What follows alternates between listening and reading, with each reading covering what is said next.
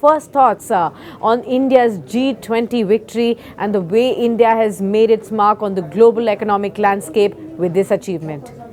I think it's a historic moment. It's a time.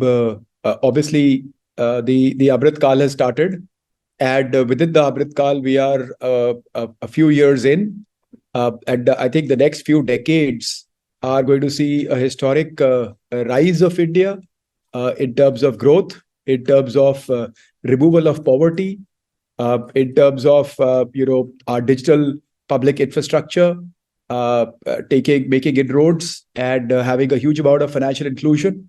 And I think it's one of those events which is very rare for the whole world.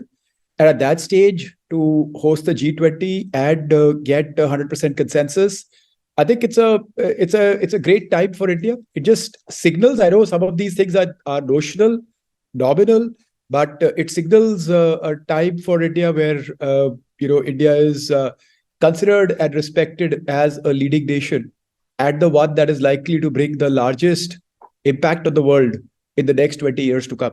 Mr. Dahiya, what can India's fintech world really teach the world about financial inclusion now?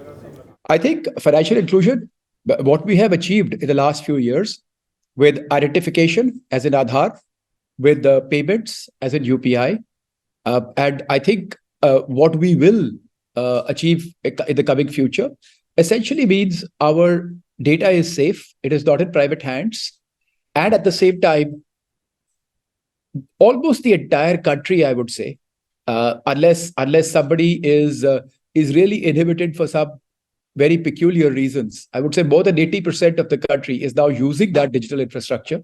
That is what financial inclusion is. On the rails of this, you will see, and you are already seeing, a lot of lending happening.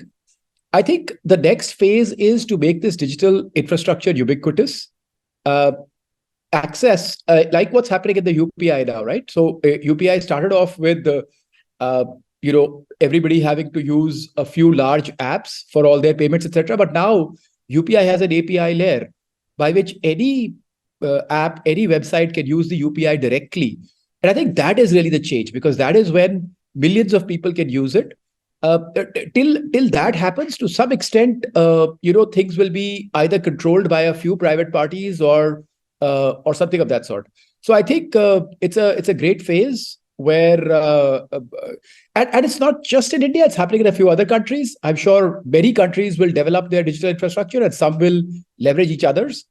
I think it's also a great time when countries start having interoperability of these digital infrastructures, so that one country's digital infrastructure talks to another country's digital infrastructure, because that is essentially the dream of having one global digital infrastructure. If you like the video, do like, comment, share and subscribe.